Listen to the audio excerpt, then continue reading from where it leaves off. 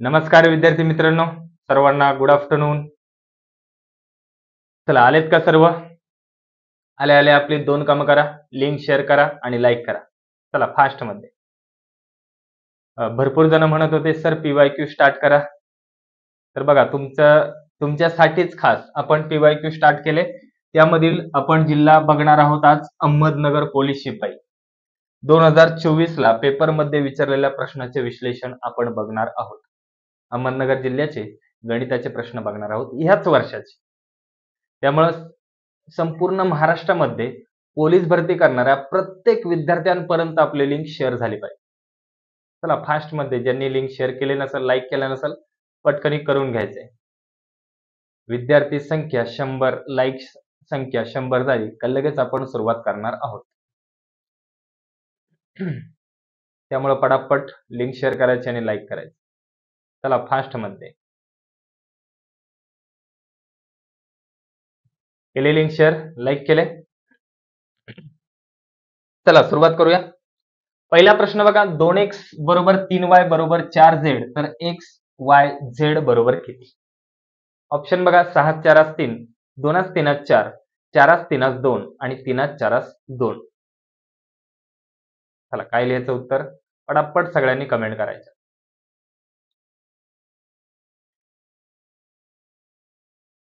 बघा 2x याची किंमत जेवढी आहे तेवढी 3y ची किंमत आहे आणि तेवढी 4z ची किंमत आहे.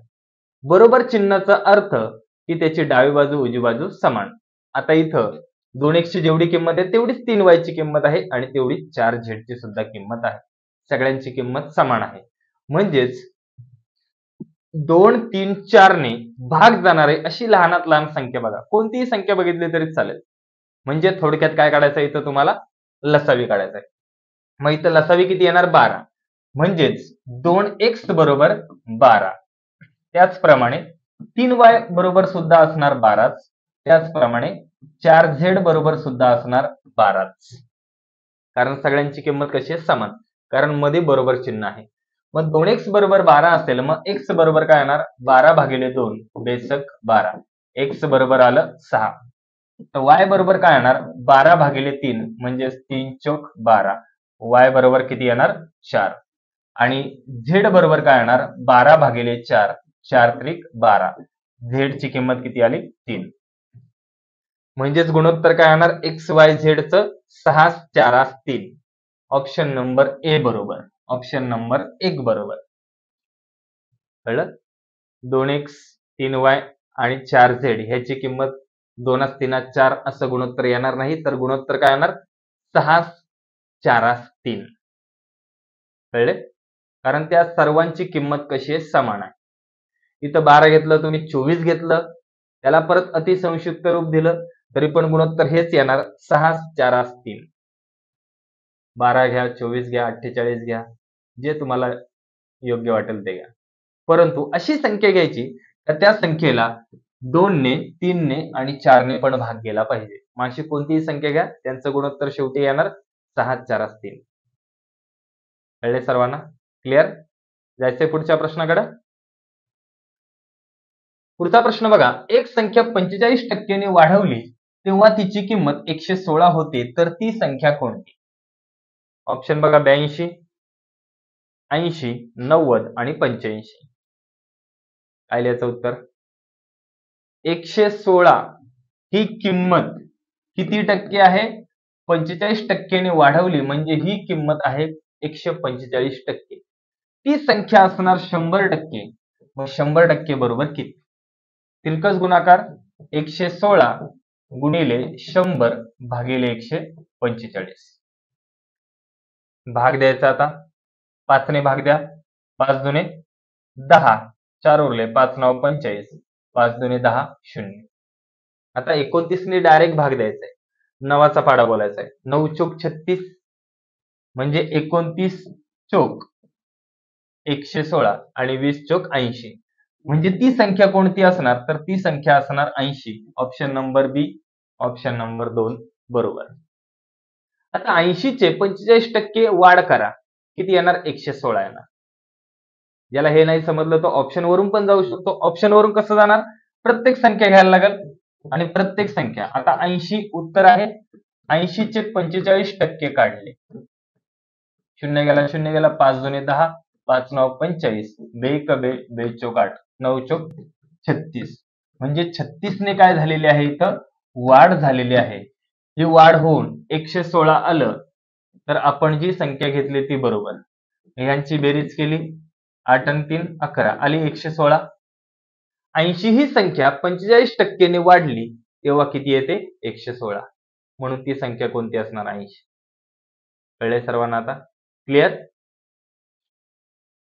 पुढचा प्रश्न बघा. आठवड्याची सुट्टी वगळता सोमवार ते शुक्रवार दर दिवशी नितीन बाईक स्वार करतो. कामाच्या ठिकाणी ये जा करण्यासाठी तो दररोज 120 किलोमीटर अंतर कापतो. 12 आठवड्यानंतर त्याच्या वाहनाने 9000 किलोमीटर प्रवास नोंदवला तर 12 आठवड्यानंतर कालावधीत कामावर जाता येता केलेला प्रवास व्यतिरिक्त नितीनने केलेला प्रवास दर्शवणारा पर्याय निवडा. लांब लचक मोठा प्रश्न आहे, घाबरायचं नाही, सोपा प्रश्न आहे. प्रश्नामध्ये दिलेलं काय विचारलं काय सगळ्यात आधी हे समजून घे. प्रश्नामध्ये दिले एकूण त्याने 9000 किलोमीटर प्रवास केलाय. तो सोमवार ते शुक्रवार फक्त कामाला जातो, बाकी शनिवार रविवार फिरत असतो, एन्जॉय करतो. शनिवार रविवार फिरतो.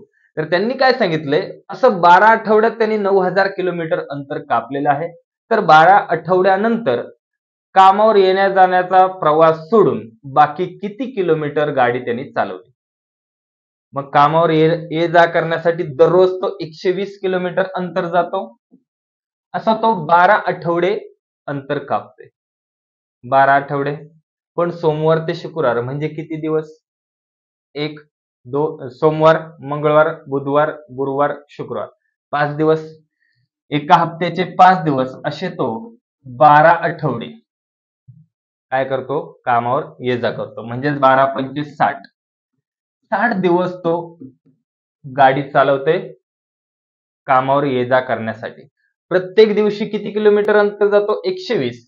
मग 60 दिवसामध्ये त्याने कामावर येण्या जाण्यासाठी 12 सग 72 20 7200 इतका प्रवास त्यांनी कामावर ये जा करण्यासाठी केलाय. कामावर येण्या जाण्यासाठी. मग टोटल त्यांनी 9000 प्रवास केलेला आहे. त्यापैकी कामावर येण्या जाण्यासाठी 7200 प्रवास केलाय. म्हणजे राहिलेला 1800 प्रवास त्याने व्यतिरिक्त केलाय. कामावर येण्या जाण्या व्यतिरिक्त म्हणजे फिरायला गेला कुठेतरी शनिवार रविवार मस्त भटकतो. असा किती किलोमीटर? तर 1800 kilometre. Option number C. Option number 3. कळलं का? हे 5 12 60 कुठून आलं कळलं? प्रत्येक आठवड्याला 5 दिवस तो कामावर जातो येतो. असा तो 12 आठवडे म्हणजे 60 दिवस कामावर जातो. एका दिवसाला 120 किलोमीटर. मग 60 दिवसात तो 7200 किलोमीटर एवढाच अंतर गेला असता. म्हणजे तो बाहेर काही गेला नाही कामाच्या व्यतिरिक्त. पण गाडीने किती किलोमीटर दर्शवले? 9000. म्हणजे 7200 प्रवास कामावर येण्या जाण्यासाठी केला तर 1800 प्रवास त्यांनी कामा व्यतिरिक्त केलेला आहे. समजला प्रश्न? चला, ज्यांनी लाईक केलं नसेल पटकन लाईक करून घ्यायचे फास्ट मध्ये.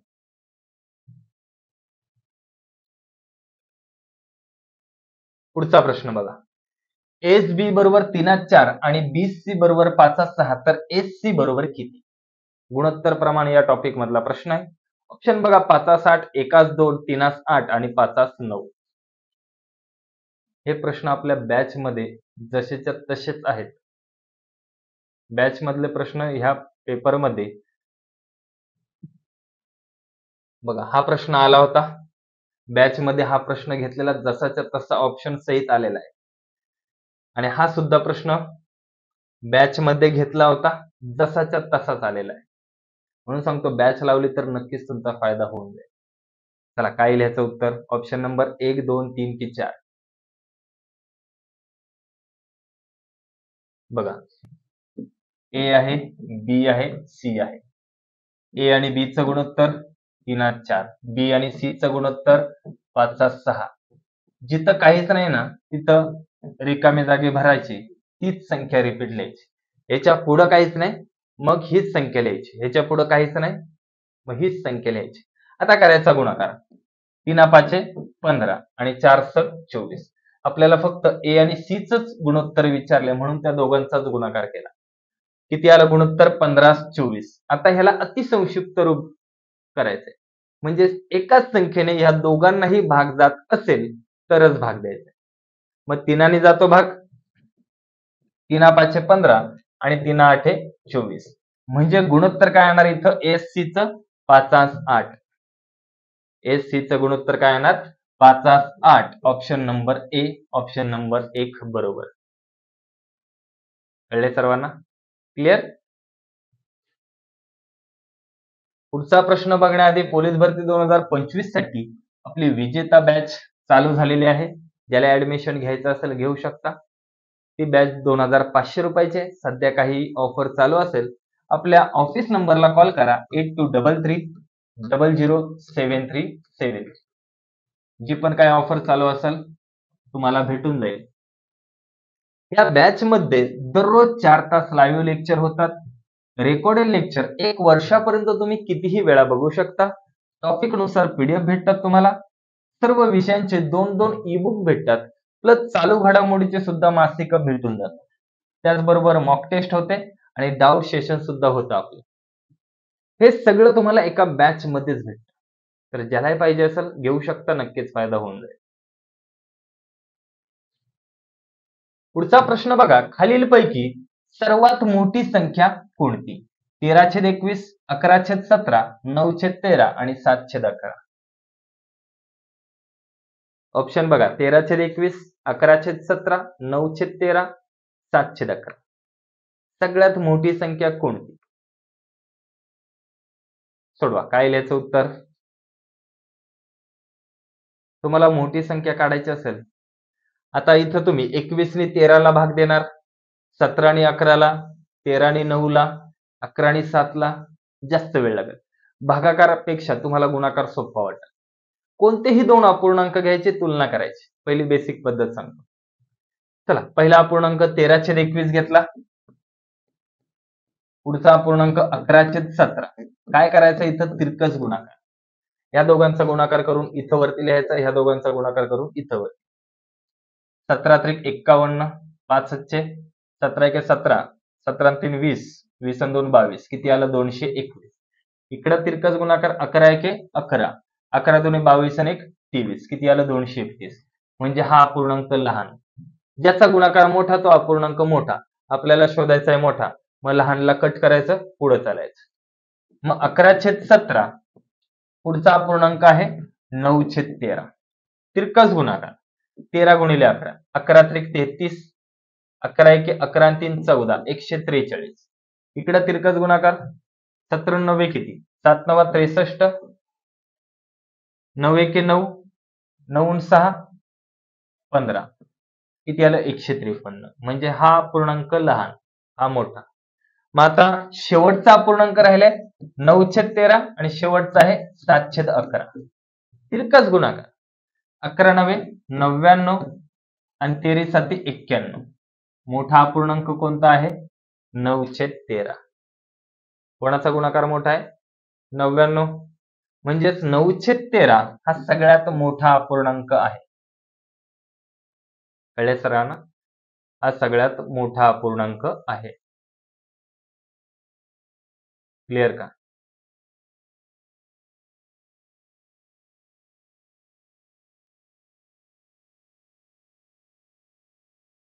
समजले? पुढचा प्रश्न बघूयात. एका शाळेतील मुली आणि मुले यांचे गुणोत्तर 4:5 आहे. मुलींची संख्या 76 असेल तर मुलांची संख्या किती? ऑप्शन बघा, 85, 95, 105 आणि 115. काय लिहायचं उत्तर? बघा, मुलींचं गुणोत्तर किती आहे? 4 आणि मुलांचं गुणोत्तर किती आहे? 5. आता संख्या दिली मुलींची किती? 76. 76 हे 4च्या किती पट आहे? 19 पट. 19 चोक 76 म्हणजे मुलांची संख्या सुद्धा 19 पट करा. 19 5 55. म्हणजे मुलांची संख्या किती असणार इथं? 55 असणार. किंवा इथं तिरकस गुणाकार केला तरी सुद्धा चालेल. 76 गुणिले 5 भागिले 4. 4 ने भाग दिला किती आलं? 19. 19 5 95. कळले? क्लिअर? पुढचा प्रश्न बघा. प्रत्येकी 3 वर्षाच्या अंतराने जन्मलेल्या 5 मुलांच्या वयांची बेरीज 50 वर्ष आहे, तर सर्वात लहान मुलाचे वय निवडा. ऑप्शन बघा. 3 वर्ष, 4 वर्ष, 5 वर्ष आणि 7 वर्ष. प्रत्येक मुलामध्ये 3 वर्षाचा फरक आहे आणि त्या सगळ्यांची बेरीज दिली 50. तर सगळ्यात लहान जो मुलगा आहे त्याचं वय किती? बघा, सिंपल पद्धतीने पहिल्याचं वय x मानूयात. दुसऱ्याचं वय काय येणार? x अधिक 3, कारण प्रत्येकामध्ये 3-3 वर्षाचा फरक आहे. तिसऱ्याचं वय येणार x अधिक 6, चौथ्याचं येणार x अधिक 9 आणि पाचव्याचं येणार x अधिक 12. या सगळ्यांची बेरीज किती आहे? तर या सगळ्यांची बेरीज आहे 50. x ची बेरीज केली किती येणार? 5x. आता संख्यांची बेरीज करा. 6 आणि 3 9, 9 9 18, 18 आणि 12 किती झाले? 30 बरोबर 50. हे 30 प्लस आहे, तिकडे गेल्यावर मायनस होतील. 5x बरोबर 50 वजा 30. 5x बरोबर 20. मग x बरोबर 20 भागिले 5 किती आलं? 4. म्हणजे जो सगळ्यात लहान आहे त्याचं वय किती असणार? 4 वर्ष. ऑप्शन नंबर बी. ही झाली सिंपल बेसिक पद्धत. ज्याला ऑप्शन वरून जायचं तो ऑप्शन वरून सुद्धा जाऊ शकतो. बघा, सगळ्यात लहान त्याचं वय जर तुम्ही 4 घेतलं, मग त्याच्यापेक्षा मोठा आहे तो 3 ने मोठा असणार, ह्याच्यापेक्षा मोठा 3 ने मोठा, ह्याच्यापेक्षा मोठा 3 ने मोठा, ह्याच्यापेक्षा मोठा 3 ने मोठा आणि सगळ्यात मोठा. या सगळ्यांची बेरीज करून बघा 50 येते का? बघा, 7 13 आणि 7 20, 20 आणि 10 30, 19 आणि 4 30, 16 आणि 4 20, 1 2 3 4 5, 19 जास्तच घ्या, 5च जण आहेत. 16 आणि 4 20, 20 आणि 10 30, 13 आणि 7 20, 30 आणि 20 50. या सगळ्यांच्या वयांची बेरीज किती आहे? 50. मग सगळ्यात लहानाचं वय किती असणार? 4.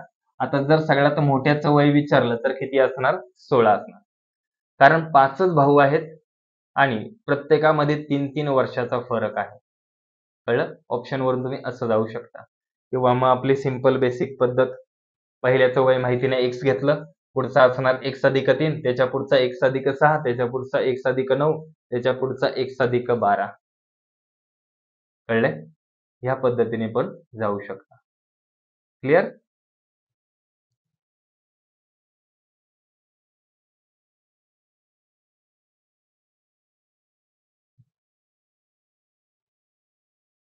चला पुढचा प्रश्न बघूयात. माधवीने मशिनरीसाठी 60% रक्कम, 60% रुपये आणि कच्च्या मालासाठी 25% रुपयांची गुंतवणूक केली. तिच्या हातात 1800 रुपये शिल्लक आहेत, तर तिने किती रुपये खर्च केले? ऑप्शन बघा. 10,000 100, 10,000, 10,200 आणि 10,101. पहिल्या प्रश्नामध्ये काय दिले? तिच्याकडे होती 100% रक्कम, त्यापैकी तिने 60% मशिनीवर खर्च केले आणि 25% कच्च्या मालासाठी खर्च केले. मग 60 आणि 25 गेले, राहिले किती? 60 आणि 25 85, राहिले 15%. हे 15% तिच्या काय आहेत? शिल्लक आहेत. 15% शिल्लक आहेत. किती रुपये आहेत? 1800. म्हणून 15% बरोबर 1800. विचारलंय काय? तिने किती रुपये खर्च केलेत. तिच्याकडे एकूण रक्कम नाही विचारली, खर्च केली. खर्च केली किती तिने? 60 आणि 25 85%. मग जर 15% बरोबर 1800 असेल तर 85% बरोबर किती? तिरकस गुणाकार 1800 गुणिले 85 भागिले 15. भाग द्यायचा आहे. 5 त्रिक 15, 5 एके 5, 3 उरले, 5 7 35, 3 एके 3, 3 सक 18, 2 शून्य, 17 सक 102, त्याच्यावरती 2 शून्य, म्हणजेच त्यांनी एकूण रक्कम किती खर्च केली? तर 10,200 रुपये खर्च केले. 10,200 रुपये तिने खर्च केले आणि तिच्या हातामध्ये 1800 रुपये आहेत. कळलं? 10,200 रुपये खर्च केलेले आहेत. इथं जर तुम्हाला विचारलं असतं तिच्याजवळ एकूण रक्कम किती, तर मग आपण इथं केलं असतं 85च्या ऐवजी 100% रक्कम होती. मग 100% बरोबर किती? आपल्याला फक्त कच्च्या मालाचं विचारलं असतं तर 25% काढलं असतं. मग इथं 85च्या ऐवजी 25% लिहिलं असतं. मशनीवरील किती खर्च केला विचारलं असतं तर 60% घेतलं असतं. पण एकूण किती खर्च केलाय? मशनीवर पण कच्च्या मालावर पण असा एकूण 85% खर्च केला. म्हणून उत्तर किती आलं? 10,200. कळले सर्वांना? क्लिअर? चला पुढचा प्रश्न बघूयात. जर गाडीने स्वतःची गती ताशी 5 किलोमीटरने वाढवली असती तर 210 किलोमीटरचा प्रवासला 1 तास वेळ कमी लागला असता, तर गाडीच्या सुरुवातीचा वेग किती? ऑप्शन बघा 25, 32, 30 आणि 35. काय लिहायचं उत्तर? सगळ्यात पहिलं सांगा प्रश्न समजलाय का? प्रश्नामध्ये दिलेलं काय आहे, विचारलं काय आहे? एकदा बेसिक पद्धतीने सांगतो, नंतर शॉर्ट ट्रिक एकदम जबरदस्त सांगतो. मग अशा प्रकारचा कोणताही प्रश्न आला तरी तिथं शॉर्ट ट्रिक लागणार आहे. चला काय लिहायचं उत्तर? बघा, जो गाडीचा सुरुवातीचा वेग होता 210 किलोमीटर अंतर आहे. त्यांनी काय सांगितलंय? 210 किलोमीटरचा अंतराचा प्रवास आहे. जर 5 किलोमीटर प्रति तासने वेग वाढवला तर 1 तास वेळ कमी लागतो. तर सुरुवातीचा वेळ विचारला. आता ऑप्शन वरून सगळ्यात पहिलं तुम्हाला सांगतो, जर 210 किलोमीटर अंतर सुरुवातीचा मी वेग घेतला 30 किलोमीटर तर किती वेळ लागत होता? 3 7 21, 7 तास वेळ लागत होता. पण हे 210 किलोमीटर अंतर आता वेग प्रति तास 5 किलोमीटरने वाढला म्हणजेच किती झाला? 35. 1 तास वेळ कमी लागतो का ते बघायचं. 7 ने भाग दिला 7 5 35, 7 त्रिक 21 शून्य, 5 सक 30. किती वेळ लागतो? 6 तास. 1 तास कमी लागतो. म्हणजेच गाडीचा सुरुवातीचा वेग किती होता? 30 किलोमीटर प्रति तास. हे झालं ऑप्शन. आता एकदम खतरनाक ट्रिक सांगतो, पण त्याआधी लाईकची संख्या वाढवायची. ज्यांनी केलं नसेल लाईक त्यांनी करून घ्यायचं, किंवा ट्रिक आवडली ना त्यानंतर लाईक करायचंय.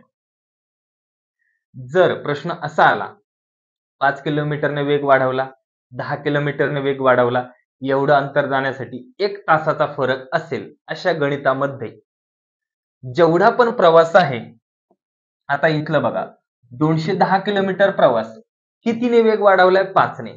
5 ने भाग द्या. 5 चोक 20, 1 उरला 5 दुने 10, 42 हा त्यांचा दोन्ही मिळून तासांचा गुणाकार आहे. 42 काय आहे? त्या दोन्ही तासांचा गुणाकार. म्हणजेच ह्याची फोड अशी करायची का क्रमवार संख्यांचा गुणाकार आला पाहिजे. मग 42 ची फोड काय येणार? 7 आणि 6. म्हणजे त्यांच्या वेळेमध्ये 1 तासाचा फरक आहे. मग तुम्हाला सुरुवातीचा वेग काढायचा असेल 7 ने भागायचंय, नंतरचा वेग काढायचा असेल 6 ने भागायचंय. एकूण अंतर आहे 210. बघा 7 ने भागलं 7 त्रिक 21 शून्य. नंतरचा वेग काढायचा आहे 5 ने वेग वाढणार. बघा 6 ने भाग दिला 6 त्रिक 18, 3 उरले 6 35. नंतरचा वेग 35, सुरुवातीचा 30. तुम्हाला वाटते फक्त ह्याच गणिताला ही ट्रिक लागेल, तर तसं नाही. बघा तुमच्या समोर लगेच एक गणित तयार करतो, त्याला सुद्धा ही ट्रिक लागणार म्हणजे लागणार 100%. संख्या बदलतो बघा. सेम गणित. आता मी इथं संख्या बदलतो. भरपूर जण बोलतात की फक्त ह्याच गणिताला त्यांची ट्रिक लागते, तर तसं नाही. बघा आता सेम गणित, फक्त मी संख्या बदलतो. ताशी 5 किलोमीटर वेग आता अंतर आहे ना 210 नाही, अंतर घेतलं 280 किलोमीटर. अंतर किती घेतलं 280. 1 तासात वेळ कमी लागला असता तर गाडीचा सुरुवातीचा वेग किती? कळलं?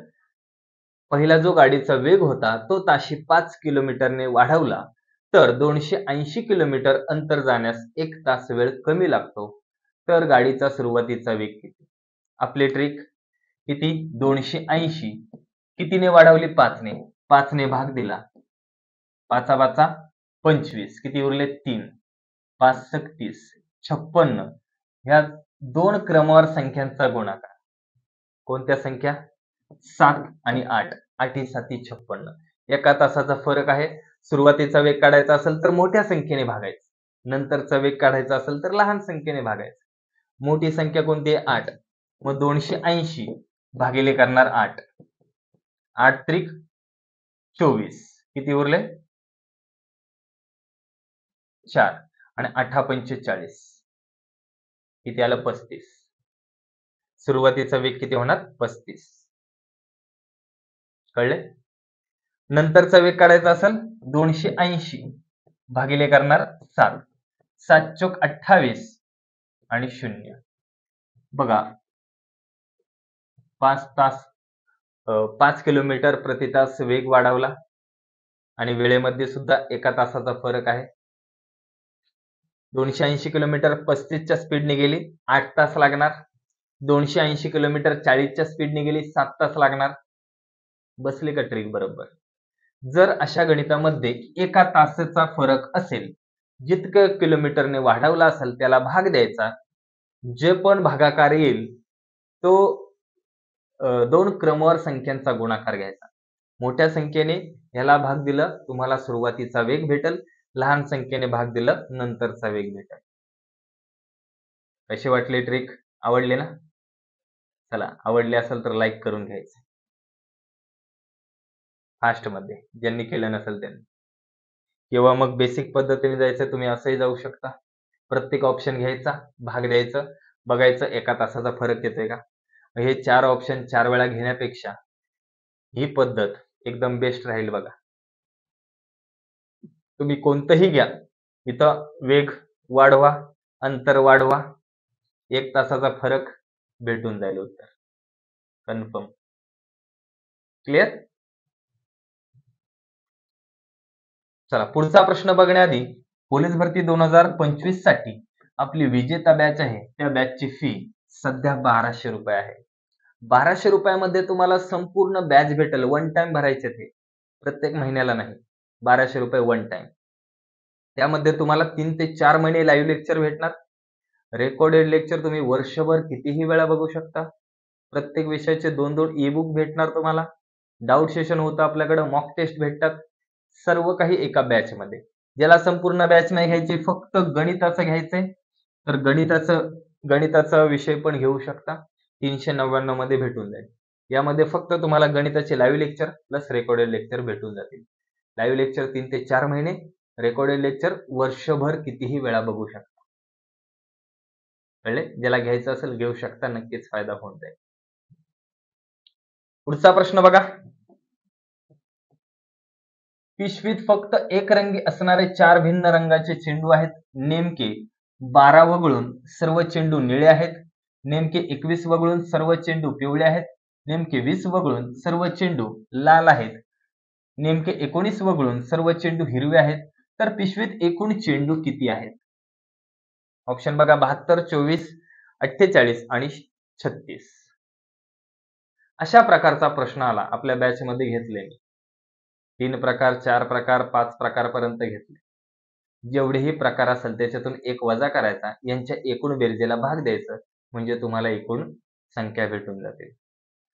एकूण यांची बेरीज वगळून किती आहे? 12, 21, 20, 19. या सगळ्यांची एकदाच बेरीज करून घ्या. 9 1 10 2 12, 2 2 4 2 6 1 7. या एकूण आलेल्या बेरजेला किती प्रकारचे आहेत? 4. एक कमी करायचं, 3 ने भाग द्यायचं, म्हणजेच 72 भागिले 3 किती आलं? 24. म्हणजे एकूण असणार चेंडूंची संख्या 24. चेंडूंची एकूण संख्या किती? 24. कळले? 5 प्रकारचे असेल तर एक कमी करायचा, 4 ने भाग द्यायचा. समजले? 3 प्रकार असेल तर एक कमी करायचा, 2 ने भाग द्यायचा. क्लिअर? सगळ्या टाईपचे गणित घेतले. आपल्या बॅचवर सगळ्या टाईपचे गणित होतात. कुठ प्रश्न या टॉपिक मधला प्रश्न होता. पुढचा प्रश्न, अनुक्रमे 1 ते 97 मधील नैसर्गिक संख्यांची सरासरी किती? ऑप्शन बघा, 47, 37, 48 आणि 49. सरासरी म्हणजे काय? एकदम मधोमध संख्या. मग जर क्रमवार संख्या असेल तर पहिली संख्या प्लस शेवटची संख्या भागिले 2. आता भरपूर जण बोलतात सर 2च काय घ्यायचे भागिले? एकूण संख्या किती आहेत? 2. सरासरी म्हणजेच काय? एकूण संख्यांची बेरीज भागिले एकूण संख्या. मग 97 आणि 1 98 भागिले 2 बेचोक 8 एक उरला 2 18. म्हणजेच मधोमध संख्या कोणती असणार? तर 49. 1 ते 97 संख्या लिहा, बरोबर मध्ये संख्या कोणती भेटणार तुम्हाला? 49. हीच काय आहे? त्यांची सरासरी. कळले सर्वांना? क्लिअर?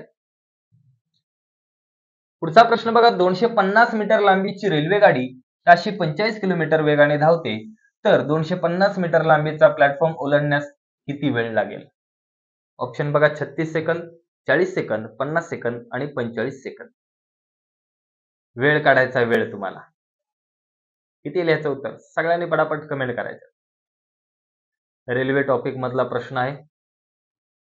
वेळ काढायचा असेल तर अंतर भागिले वेग गुणिले 18/5. वेळ काढायचा असेल, वेग काढायचा असेल तर 18/5 ने गुणायचं. अंतर काढायचं असेल तर ह्याला फक्त उलट करायचं, 5/18 ने गुणायचं. कळले? आता इथं अंतर कोणतं घ्यायचंय? 250 मीटर लांबीची ट्रेन, रेल्वे, 250 मीटर लांबीचा प्लॅटफॉर्म. हा प्लॅटफॉर्म आहे, ही रेल्वे आहे. हा पूर्ण ओलांडायचा आहे. म्हणजे अंतर किती असणार? रेल्वेचं प्लॅटफॉर्मला ओलांडलं आणि स्वतःला पण ओलांडलं.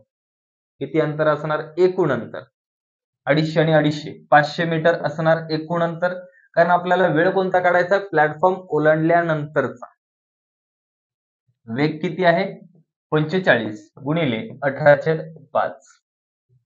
9 ने भाग दिला, 9 5 45, 9 दुने 18, 5 एके 5 0 0, 5 एके 5 5 दुने 10 0, 20 गुणिले 2 20 दुने 40.